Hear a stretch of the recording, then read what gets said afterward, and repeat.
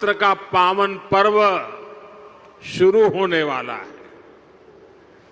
इस बार जीएसटी में कमी की वजह से बाजारों में रौनक भी और ज्यादा रहने वाली है और ये उत्सव के इसी माहौल में आज हम समुद्र से समृद्धि का महा उत्सव मना रहे हैं।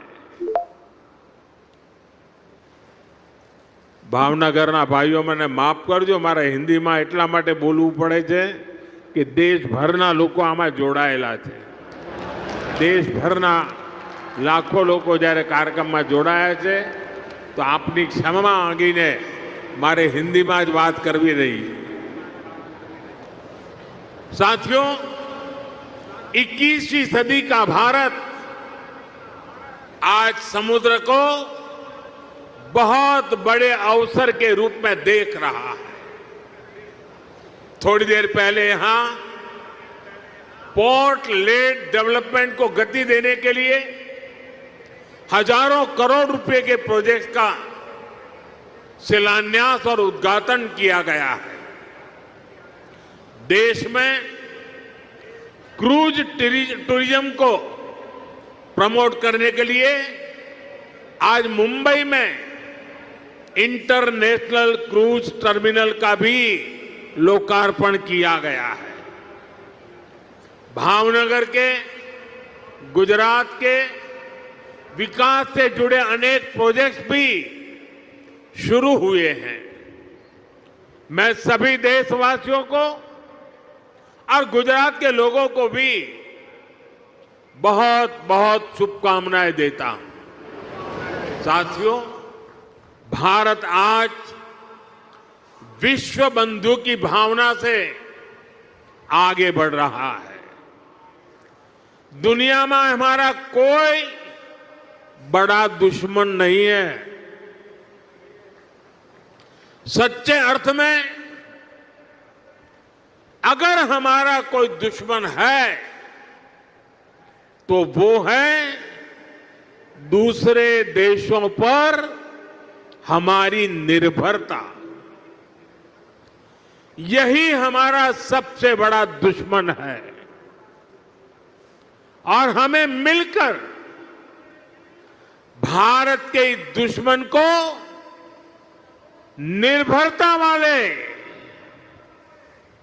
दुश्मन को हराना ही होगा। हमें ये बात हमेशा दोहरानी है, जितनी ज्यादा विदेशी निर्भरता उतनी ज्यादा देश की विफलता। विश्व में शांति, स्थिरता और समृद्धि के लिए दुनिया की सबसे बड़ी आबादी वाले देश को आत्मनिर्भर बनना ही होगा। हम दूसरों पर आश्रित रहेंगे तो हमारा आत्मसम्मान भी चोटिल होगा। 140 करोड़ देशवासियों के भविष्य को हम दूसरों पर नहीं छोड़ सकते। देश के विकास के संकल्प को हम दूसरों की निर्भरता पर नहीं छोड़ सकते। हम भावी पीढ़ी के भविष्य को दांव पर नहीं लगा सकते। और इसलिए भाइयों बहनों, આપણે ત્યાં ગુજરાતીમાં કે ભાઈ 100 દુઃખોની એક દવા। 100 दुखों की एक ही दवाई है और वो है आत्मनिर्भर भारत। आत्मनिर्भर भारत। लेकिन इसके लिए हमें चुनौतियों से टकराना होगा। हमें दूसरे देशों पर अपनी निर्भरता लगातार कम करते जाना होगा और अब भारत को आत्मनिर्भर बनकर दुनिया के सामने मजबूती के साथ खड़ा होना ही होगा। भाइयों और बहनों, भारत में सामर्थ्य की कोई कमी नहीं है, लेकिन आजादी के बाद कांग्रेस ने भारत के हर सामर्थ्य को नजरअंदाज किया। इसलिए आजादी के 6-7 दशकों बाद भी भारत वो सफलता हासिल नहीं कर पाया जिसके हम हकदार थे। इसके 2 बड़े कारण रहे। लंबे समय तक कांग्रेस सरकार ने देश को लाइसेंस कोटा राज में उलझाए रखा, दुनिया के बाजार से अलग थलग रखा और फिर जब ग्लोबलाइजेशन का दौर आया तो सिर्फ इंपोर्ट का ही रास्ता पकड़ लिया गया और उसमें भी हजारों लाखों करोड़ों के घोटाले कर दिए गए।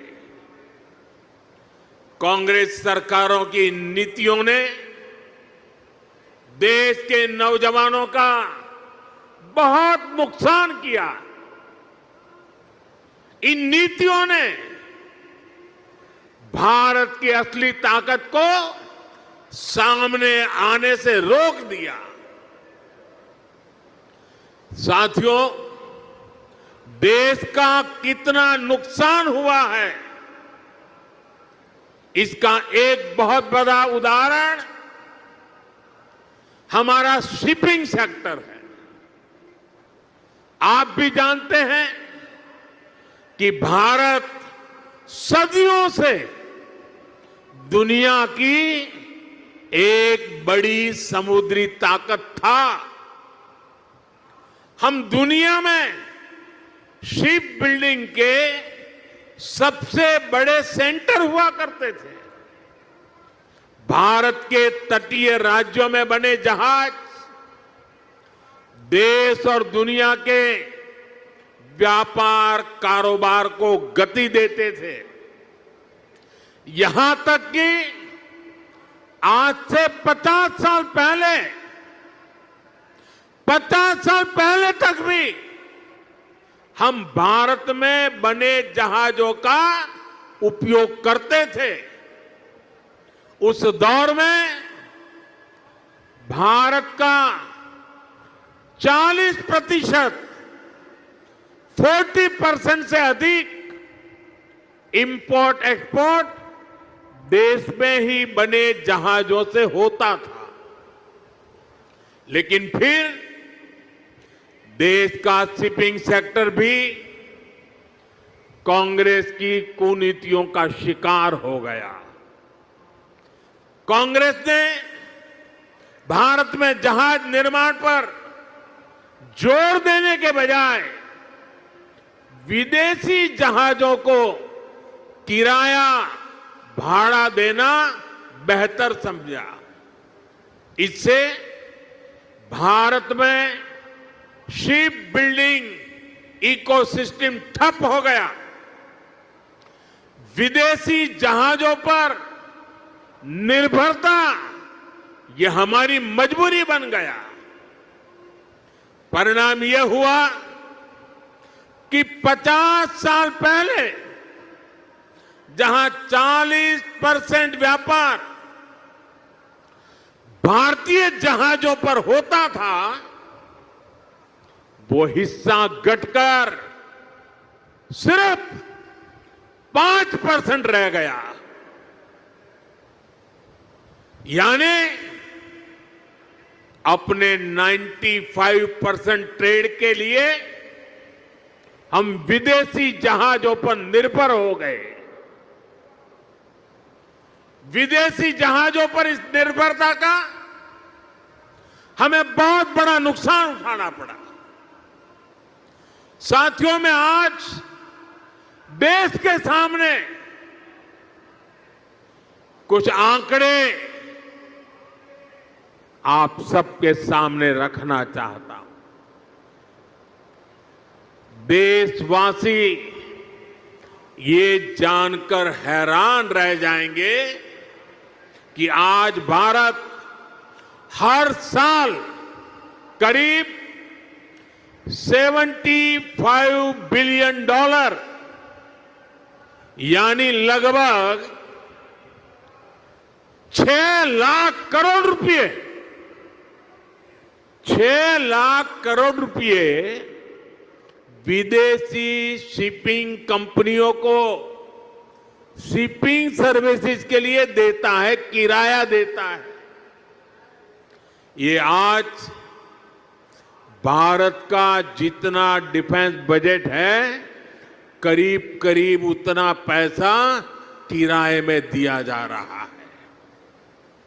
आप कल्पना कीजिए, 7 दशकों में कितना पैसा हमने सिर्फ भाड़े के रूप में दूसरे देशों को दिया है।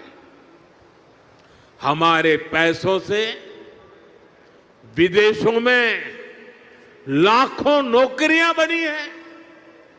सोचिए, इतने सारे पैसे का अगर एक छोटा सा हिस्सा भी अगर पहले की सरकारें अपनी शिपिंग इंडस्ट्री पर लगाती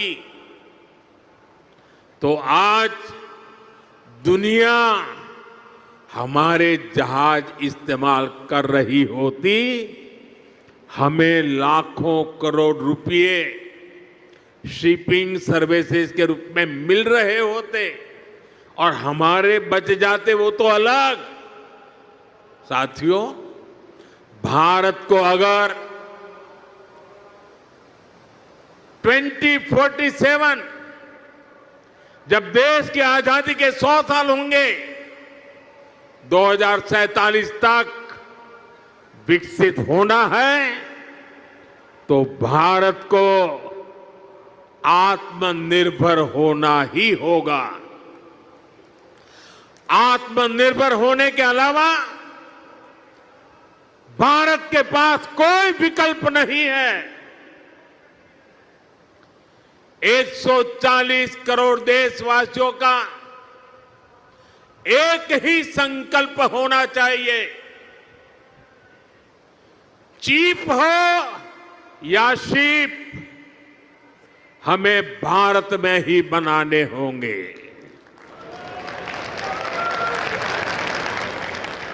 इसी सोच के साथ आज भारत का मैरीटाइम सेक्टर भी नेक्स्ट जनरेशन रिफॉर्म्स करने जा रहा है। आज से देश के हर मेजर पोर्ट को भांति भांति के डॉक्यूमेंट से, अलग अलग प्रोसेसेस से मुक्ति मिलेगी। वन नेशन वन डॉक्यूमेंट और one nation one port process अब व्यापार कारोबार को और सरल करने वाली है।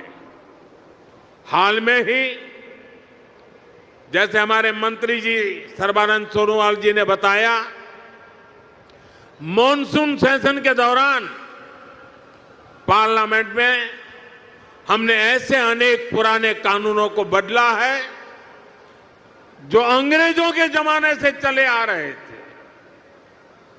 हमने मैरीटाइम सेक्टर में अनेक रिफॉर्म करने का सिलसिला शुरू किया है। हमारी सरकार ने 5 मैरीटाइम कानूनों को नए अवतार में देश के सामने रखा है। इन कानूनों से और इन कानूनों के आने से शिपिंग सेक्टर में पोर्ट गवर्नेंस में एक बहुत बड़ा बदलाव आएगा। साथियों, भारत सदियों से बड़े बड़े जहाज बनाने में एक्सपर्ट रहा है। नेक्स्ट जनरेशन रिफॉर्म्स देश के इस भूले हुए गौरव को फिर वापस लाने में मदद करेंगे। बीते दशक में हमने 40 से अधिक शिप्स और पनडुब्बियां नेवी में इंडक्ट की है। इनमें से एक दो तो छोड़ दें तो ये सब हमने भारत में ही बनाई है। आपने आईएनएस विक्रांत के विषय में सुना होगा। इतना विशाल आईएनएस विक्रांत भी भारत में ही बना है। इसे बनाने के लिए जो हाई क्वालिटी स्टील लगी वो भी भारत में बनी थी। यानी हमारे पास सामर्थ्य है, हमारे पास कौशल की कोई कमी नहीं है। बड़े शिप बनाने के लिए जिस राजनीतिक इच्छा शक्ति की जरूरत है उसका भरोसा मैं आज देशवासियों को दे रहा हूं। साथियों, देश के मैरीटाइम सेक्टर को मजबूती देने के लिए कल भी एक बहुत ऐतिहासिक निर्णय हुआ है। हमने देश की पॉलिसी में एक बड़ा बदलाव किया है। अब सरकार ने बड़े जहाजों को इंफ्रास्ट्रक्चर के रूप में मान्यता दी है। जब किसी सेक्टर को इंफ्रास्ट्रक्चर के रूप में मान्यता मिलती है तो उसे बहुत फायदा होता है। अब बड़े शिप बनाने वाली कंपनियों को बैंकों से लोन मिलने में आसानी होगी, उन्हें ब्याज दर में भी छूट मिलेगी। इंफ्रास्ट्रक्चर फाइनेंसिंग के जितने भी और लाभ होते हैं वो सारे के सारे इन जहाज बनाने वाली कंपनियों को भी मिलेंगे। सरकार के इस निर्णय से भारतीय शिपिंग कंपनियों पर पड़ने वाला बोझ कम होगा, उन्हें ग्लोबल कंपटीशन में आगे आने में मदद मिलेगी। साथियों, भारत को दुनिया की एक बड़ी समुद्री शक्ति बनाने के लिए 3 और बड़ी स्कीम्स पर भारत सरकार काम कर रही है। इन 3 योजनाओं से शिप बिल्डिंग सेक्टर को आर्थिक मदद मिलने में आसानी होगी।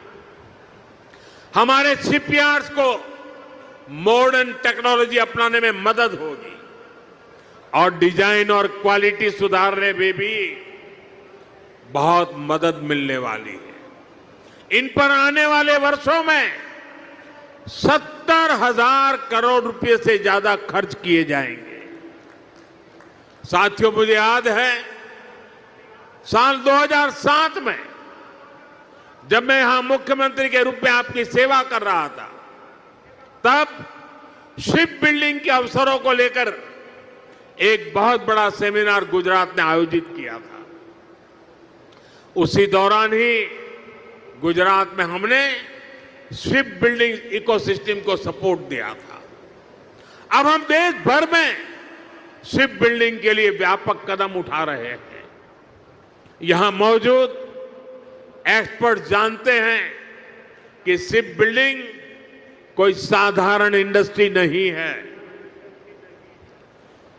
शिप बिल्डिंग इंडस्ट्री को पूरी दुनिया में mother of all industries, mother of all industries की जननी कहा जाता है, उद्योगों की जननी कहा जाता है, क्योंकि इसमें सिर्फ एक जहाज ही नहीं बनता, उसके साथ जो उद्योग जुड़े होते हैं उनका विस्तार होता है। Steel, machinery, electronics, textile, paints, IT system, ऐसे अनेक उद्योगों को शिपिंग इंडस्ट्री से सपोर्ट मिलता है।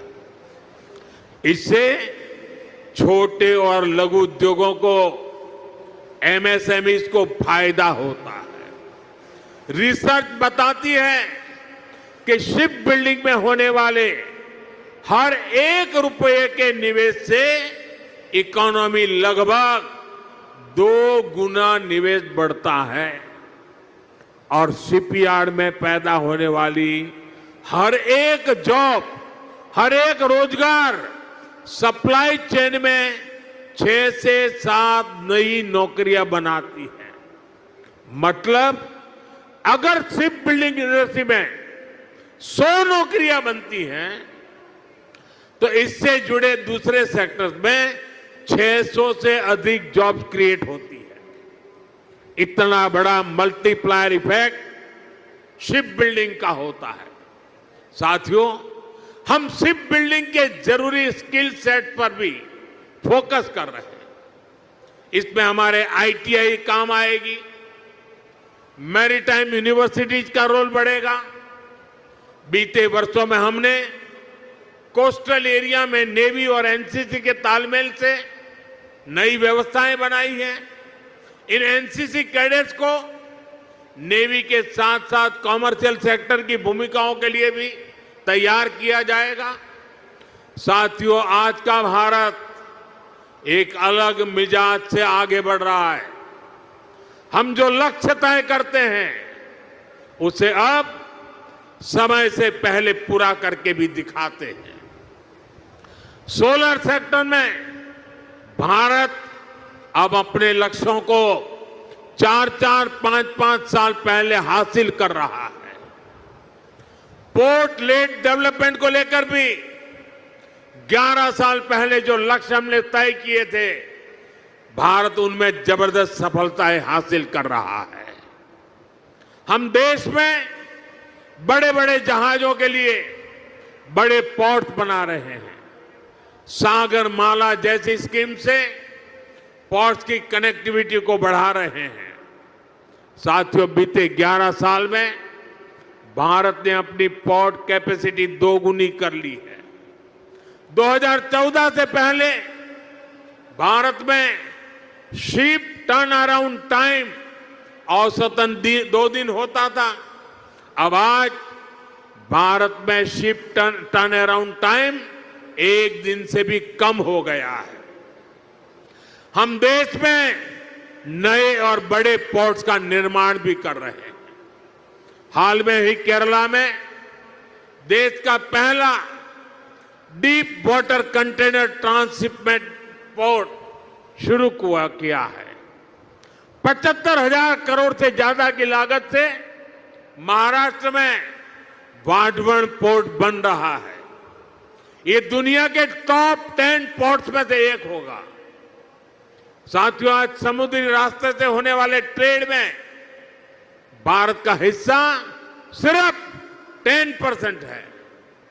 हमें इसे और बढ़ाना है। हम 2047 तक दुनिया के समुद्री व्यापार में अपनी हिस्सेदारी को लगभग 3 गुना तक बढ़ाना चाहते हैं और ये हम करके दिखाएंगे। साथियों, जैसे जैसे हमारा समुद्री व्यापार बढ़ रहा है तो हमारे समुद्री नाविकों यानी सी फेरर्स की संख्या भी बढ़ रही है। ये वो मेहनती प्रोफेशनल्स हैं जो समंदर में जहाज चलाते हैं, इंजन और मशीनरी संभालते हैं, लोडिंग अनलोडिंग का काम देखते हैं। 1 दशक पहले हमारे यहां सी फेरर्स से 1.25 लाख से भी कम थे, लेकिन आज इनकी संख्या 3 लाख के पार पहुंच चुकी है। आज भारत दुनिया के टॉप 3 देशों में आ गया है जो सबसे ज्यादा सी फेरर दुनिया को उपलब्ध कराता है और इससे भारत के नौजवानों को रोजगार के अवसर बढ़ते हैं। यानी भारत की बढ़ती शिप इंडस्ट्री दुनिया की ताकत भी बढ़ा रही है।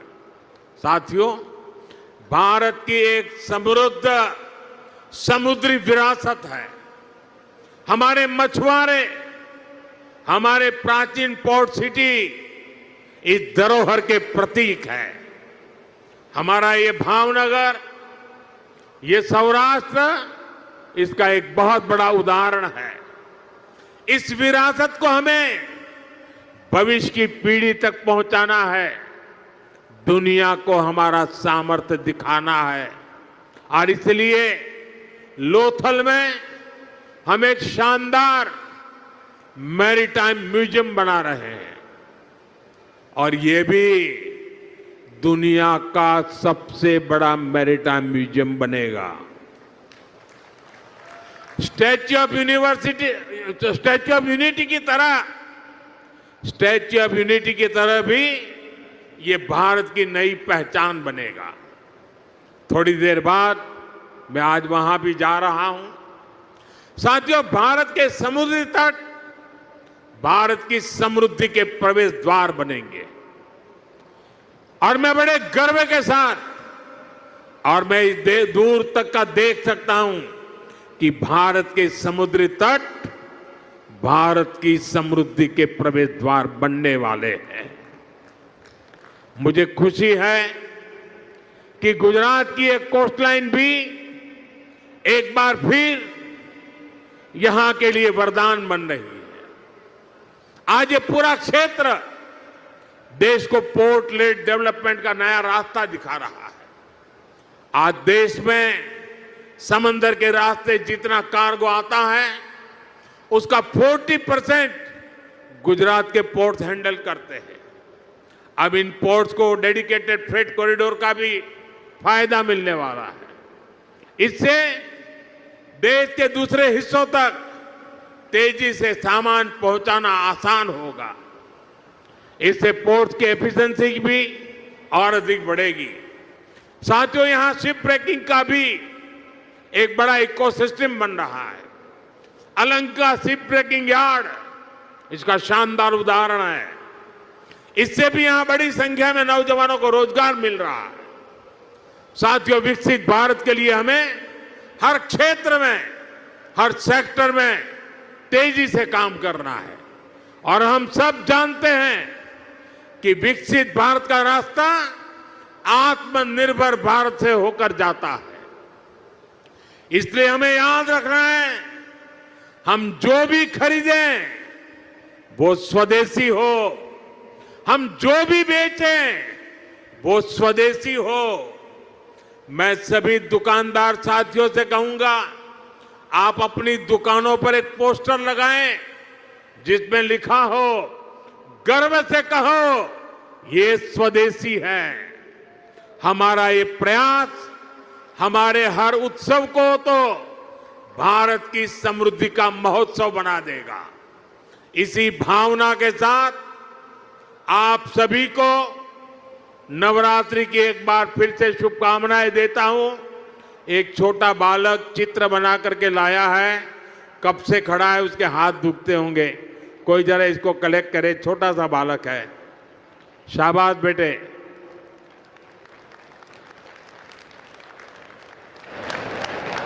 चलो बेटा, तुम्हारा चित्र मिल गया, रोने की जरूरत नहीं बेटा। मिल गया चित्र तुम्हारा मिल गया। अगर तुम्हारा एड्रेस उसमें लिखा होगा तो मैं तुझे जरूर चिट्ठी लिखूंगा।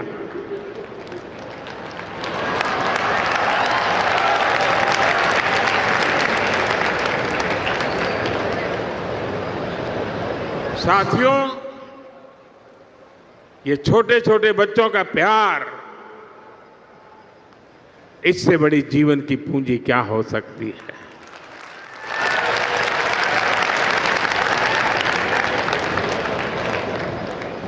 मैं फिर एक बार आज जो भव्य स्वागत सत्कार सम्मान किया, इसके लिए मैं आपका आभार मानता हूं। और मुझे मालूम है, जब ऑपरेशन सिंदूर हुआ तो पूरा भावनगर मैदान में था। आपका मिजाज का मुझे पता है। मैं इसके लिए भी आपका बहुत बहुत आभार व्यक्त करता हूं। भावनगરના भाइयों बहनों, नवरात्रि ने માંડવીઓ जरा जोर लगावजो અને દેશના બધા લોકોને આત્મનિર્ભર ભારતનો સંદેશ આપણી માંડવીમાંથી પણ મળે. ખૂબ ખૂબ ધન્યવાદ ભાઈઓ.